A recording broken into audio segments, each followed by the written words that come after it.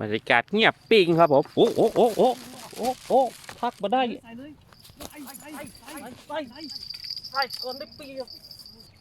วันนี้กะเพราไข่เจียวครับผมนี่วันนี้มีนางเอกมาทอดไข่ให้ครับผม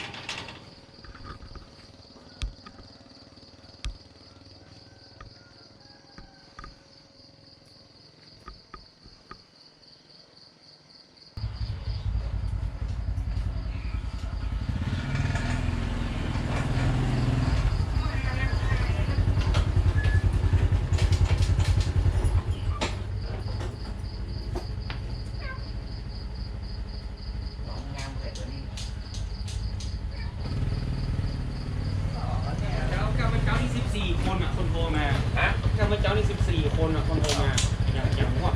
เต็มแล้วกันโอ้คือพูดได้เต็มแล้วแต่เขาจะไปอยู่อำเภอนึงนะ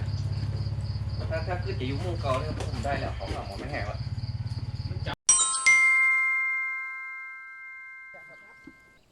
มีสาระแต่ความจริงแล้วมันมีสาระพัดระยะเลยแกะถ้วยก็เหนื่อยแล้ว1518ของที่3เขา3039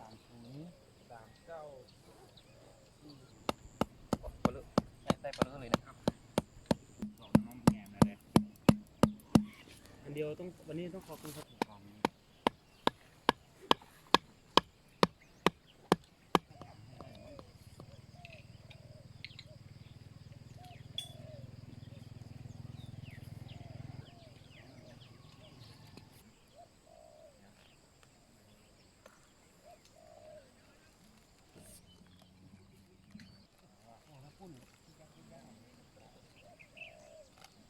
ต้นปลายใหญ่มันเกิดนี่ไงเนาะต้นเฮือยน้อยกว่างก่อนอ่ะ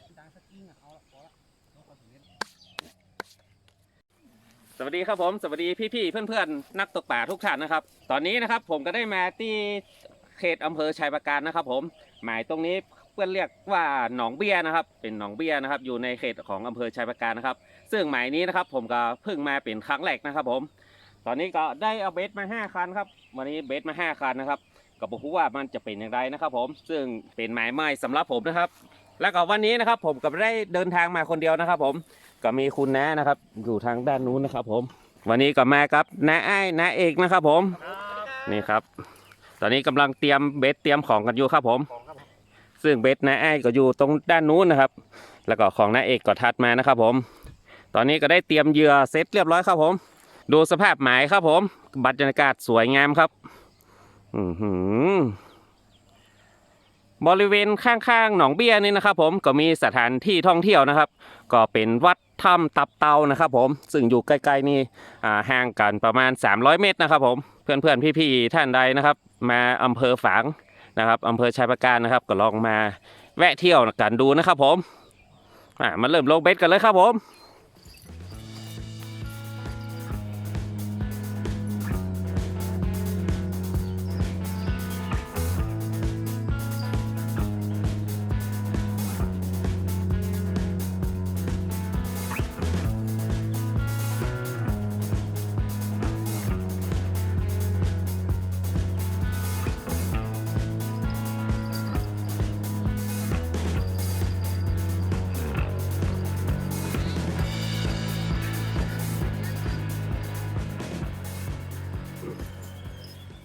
นะครับตอนนี้ผมก็ได้เอาเบ็ดลงเรียบร้อยแล้วครับผมมารอลุ้นกันนะครับว่าวันนี้จะได้ตัวป่ากลับบ้านหรือไม่นะครับจะหมานหรือไม่นะครับผมมานั่งลุ้นกันไปครับผมสำหรับเหยื่อที่ใจในวันนี้นะครับก็เป็นสูตรไอ้งอบนะครับไอ้งอบเหยื่อจะทำงานหรือไม่นะครับเหยื่อจะสุดเด็ดหรือไม่รอลุ้นกันครับผมลุย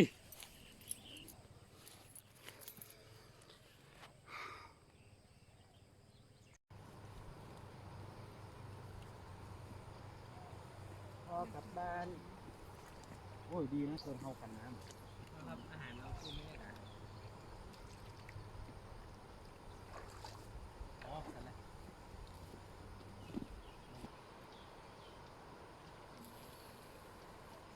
เรื่องหอนครับพี่ยังยืนเนาะพี่บอกหนึ่งนะอันนี้เดี๋ยวเล่นได้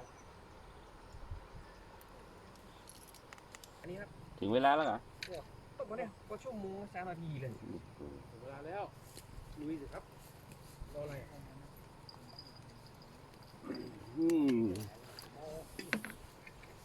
วันนี้ไอ้จะง่อมแต่กันนี่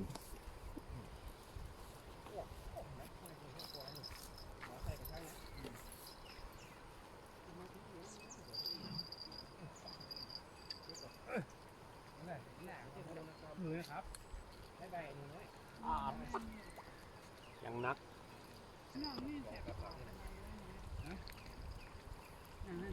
มาเป็นปุ๊บได้ด้วยเดี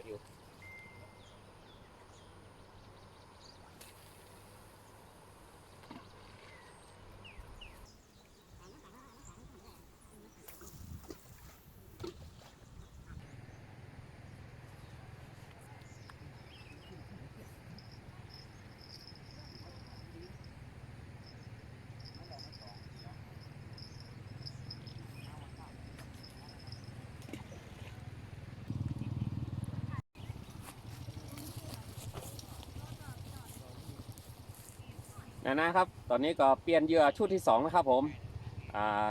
บรรยากาศตอนนี้ก็ยังเงียบๆอยู่นะครับกระดิ่งยังมาทำงานครับแล้วก็มีน้าๆนะครับมีน้าๆมาตกปลากันเพิ่มเลยนะครับผมอยู่กันตลอดแนวไปนู่นเลยนะครับผมวันนี้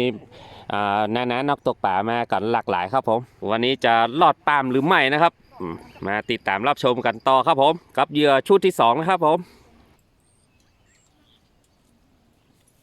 นี่น้ำเปล่าเลยกับน้ำเดียวแล้วหาน้ำอะไรน้ำไปล้าง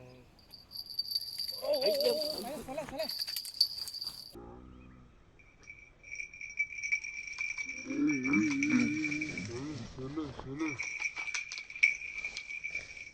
ว่าไงว่าไง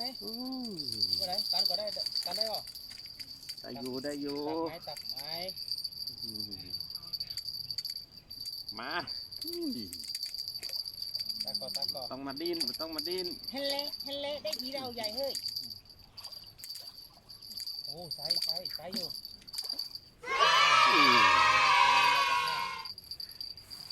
มาแล้วครับผมประมาณตัวแรกครับว่าจะแตกนะครับ10:30ครับผมกระชังได้แช่แล้วครับผมนี่ครับผมสายงามๆครับผมไป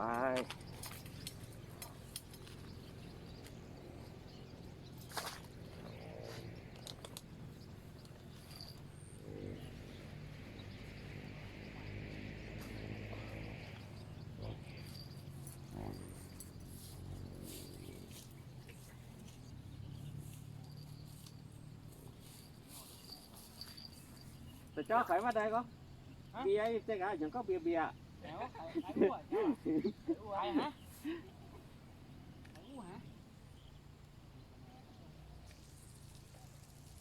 นี่ตรงข้ายังไม่จบเดี๋ยวน่าจบอาหาร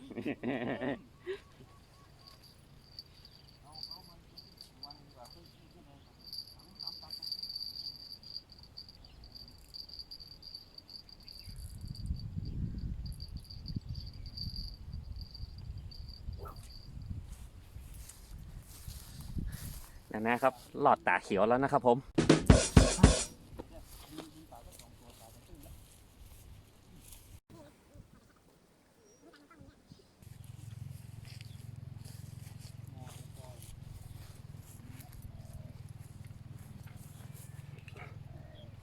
นะครับผมตอนนี้ก็เที่ยงครึ่งนะครับผมหน้าดินยังเงียบกริบนะครับผมบรรยากาศก็เมฆก็เริ่มก่อตัวแล้วครับเริ่มมืดมาแล้วครับเบ็ดผมก็อยู่ตรงนี้นะครับนี่ถัดไปก็เป็นหน้าเอกนะครับเป็นหน้าอ้ายนะครับผมอยู่ทางนู้นนะครับทางนู้นก็เล่นหลิวกันอยู่นะครับบรรยากาศเงียบปิ้งครับผมโอ้พักมาได้ไปก่อนได้ปีประตูนมาเฮ้ยไปดูนี่บ่เอาคือกันกำอ่ะเออ ข้างขวาครับถ้าเป็นข้างขวาคงจะยากอยู่ครับถ้าเป็นข้างซ้ายมดติดครับได้กระบอกครับ ได้มากระสานลายครับผมให้ได้เอาต้มจืดครับแรง มันจะมีดึงหัวเหล็กนะ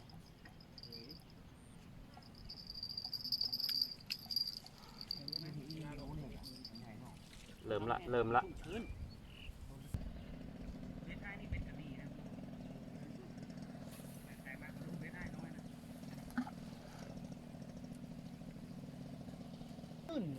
เอาก็อู้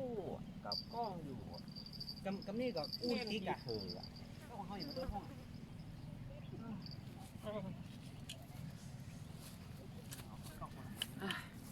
นะครับผมมาได้ตั๋วก็เป็นยังครับ ยังมีเวลาเห็นไหมครับผม Okay. มีเวลากันดูทุกคนยังสู้กันอยู่นะครับผม ถ้าเกิดอันนี้มันน่าจะเฮ้ยถ้าเกิดว่า ดูบรรยากาศตอน นอนไปก่อน เที่ยงปลายครับผมนี่เป็นไงครับไอ้น้อยครับ วันนี้ครับ เขียวครับถ่ายเขียวอยู่ครับนี่เอาอีกอย่างเดียวนั่งกันถ่ายเขียวอยู่ ถึงแม้ไม่ได้ปลาครับผมเดี๋ยวจะจัดเมนูครับเมนูตอนเที่ยงวันนี้เดี๋ยวเจอกะเพราครับ Wow. กะเพราถาดครับผมกะเพรางามๆครับผมอันนี้จัดกะเพราแซ่บๆกับบรรยากาศงามๆ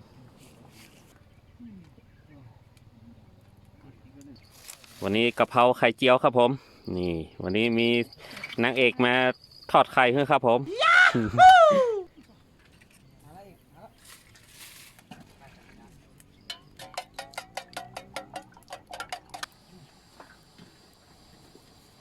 หอนแล้วเนี่ยรอบเดียวเลยกัน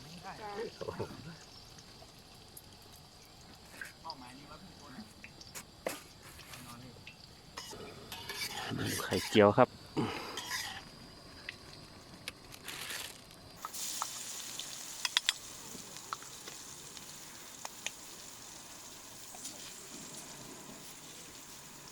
นี่เจอกะเพราแซ่บๆครับผม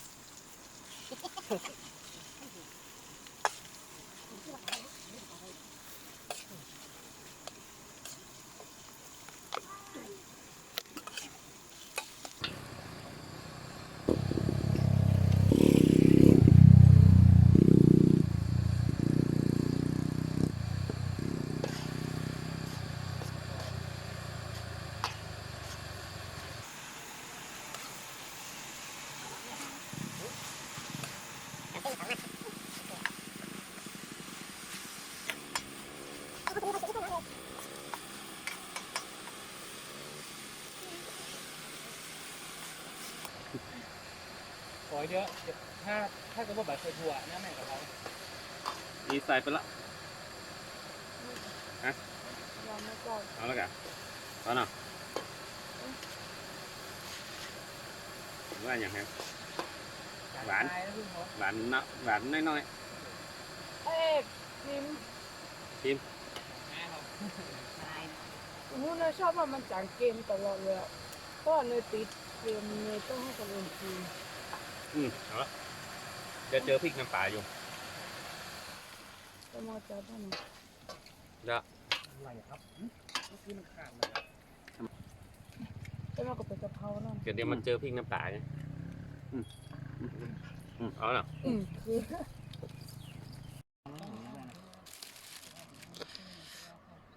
นะครับ ตอนนี้กะเพราถาดก็เสร็จเรียบร้อยครับผม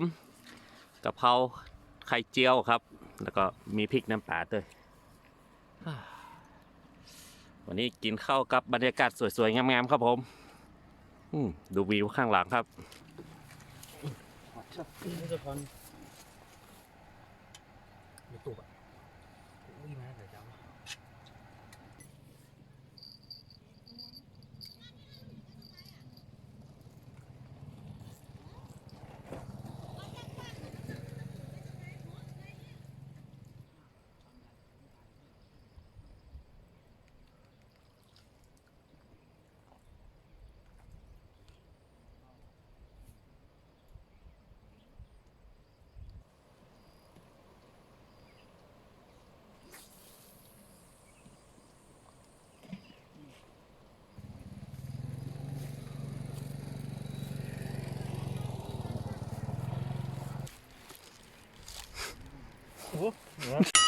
จะกินครับผมข้าวเก๋ๆเตรียมตัวครับการกินยังรอดอครับดูบรรยากาศหนังนี่เนาะมีคิวเนาะได้ที่มานี่มาเนี่ยดำมากินข้าวดำผัดกะเพราเร็วมาเอากินจวดเนี่ยมายิงบอกให้กี่ข้าว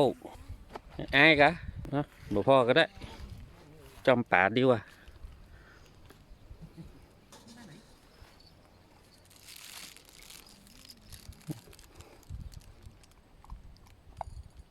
ทำมาเป็นอายมูฮุจักของดีของล้ำจริงอ่ะจอมป่าแล้วเด้อ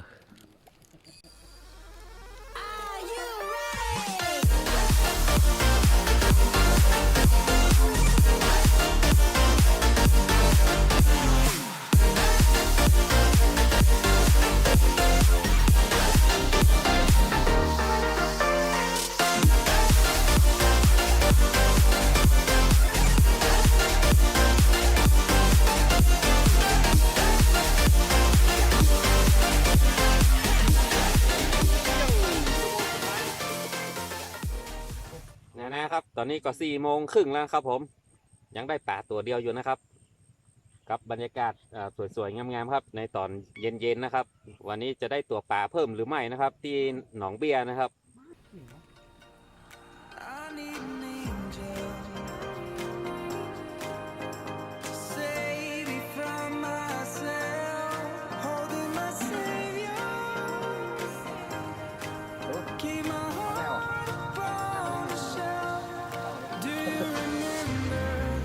เป็นผู้ดู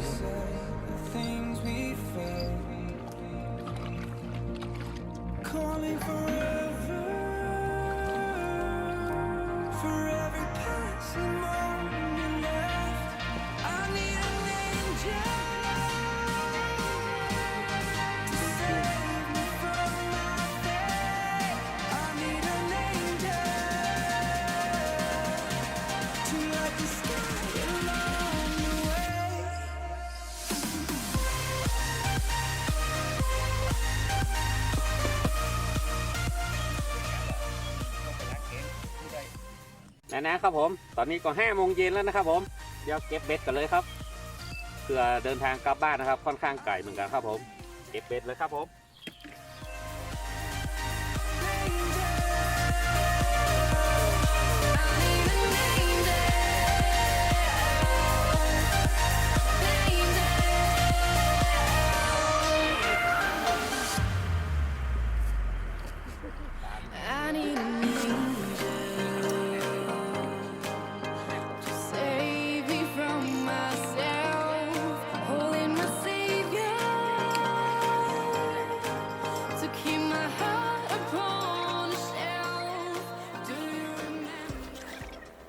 ครับผมพี่ๆนะครับตอนนี้ก็ได้เก็บของเก็บเบ็ดเสร็จเรียบร้อยนะครับผมช่วงเวลานี้ก็5:00กว่าๆนะครับเกือบ6:00นะครับสำหรับทริปนี้นะครับผมก็ได้มาลองหมายนะครับณหนองเบี้ยนะครับที่อำเภอชัยปราการนะครับผมวันนี้ก็ลอดปามครับผมได้ป่านิลไซส์ฝ่ามือนะครับ1 ตัวนะครับผม นี่นะครับปลาที่ผมได้นะครับปลานิลไซส์งามๆครับผม1ตัวนะครับซึ่งกินตั้งแต่10โมงนะครับผมพอตอนบ่ายมานะครับก็ได้วัดแฮม3ครั้งนะครับแต่ว่าไม่ได้ตั๋วนะครับผมสำหรับทริปนี้ก็รอดปามนะครับตอนนี้ก็เก็บเบ็ดเก็บของเสร็จเรียบร้อยครับผมส่วนน้าเอกน้าไอ้ายก็อยู่ตรงนู้นนะครับก็ได้เก็บของกันหมดแล้วนะครับเตรียมตั๋วเดินทางกลับบ้านนะครับผมนี่สำหรับหมายน้องเบี้ยนี่นะครับผมเดี๋ยวผมจะมาแก้มือแหมรอบหนึ่งนะครับผมจะมี